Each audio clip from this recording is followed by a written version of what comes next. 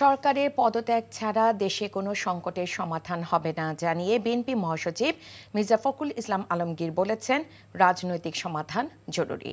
দলের চেয়ারপারসনের গুলশান কার্যালয়ে এক সংবাদ সম্মেলনে তিনি এসব কথা বলেন। বিএনপি মহাসচিব বলেন, পুলিশ, র্যাব, বিজিবি দিয়ে আন্দোলন দমন করে ছাত্রসহ সাধারণ মানুষকে হত্যার মধ্য দিয়ে সংকটের সমাধান হবে না।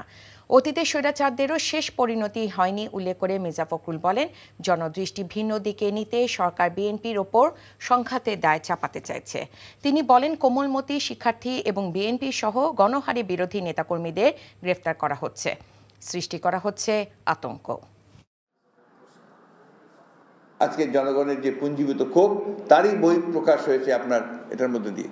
হ্যাঁ, সাময়িকভাবে তারা সেটাকে আপনার সেনাবাহিনী নামিয়ে দমন পীড়ন করে, নির্যাতন নিপীড়ন করে তারা এটাকে হয়তো থামিয়ে দিতে পারে, কিন্তু এটা যদি রাজনৈতিক সমাধান না করে তাহলে কিন্তু এটা কখনোই সেই সমাধান হবে না।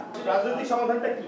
নির্বাচন, পদত্যাগ করতে হবে এবং আপনার নির্বাচন, একটা নিরপেক্ষ নির্বাচনের ব্যবস্থা করতে হবে। এই আন্দোলনে কতজন শহীদ হয়েছে সেটা হিসাব কিন্তু এখন পর্যন্ত আমরা পাইনি। সেটা হতে পারে যে আপনার ছাত্রদের তো বটেই, সেই সঙ্গে যদি পুলিশেরও থাকে সেটাও তাদের গভর্নমেন্ট এগুলো খুব স্পষ্ট করে সকলকে বলা, জনগণের সামনে তুলে ধরা উচিত। এখন জন্ম সনদ দিয়ে খোলো বিকাশ স্টুডেন্ট অ্যাকাউন্ট। নিজের বিকাশ নিজে কর।